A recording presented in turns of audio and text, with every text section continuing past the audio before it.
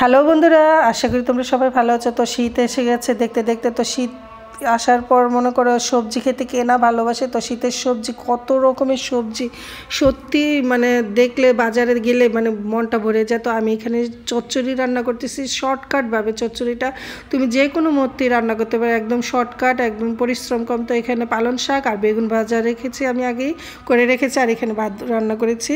তো এখানে আমি চচ্চড়িটা রান্না করেছি, কালো জিরা ফোড়ন দিয়েছি আর কাঁচা লঙ্কা ফোড়ন দিয়েছি এখানে।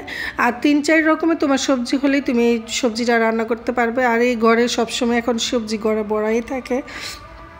তো আমি লাস্টে এখানে প্রায় তরকারিটা হওয়ার লাস্টের মুহূর্তে আমি টমেটো এবং ধনিয়া পাতা দিয়েছি। দেওয়ার পর এটা ভাজা ভাজা করে, ভালো করে ভাজা ভাজা করে তারপর নামাবো।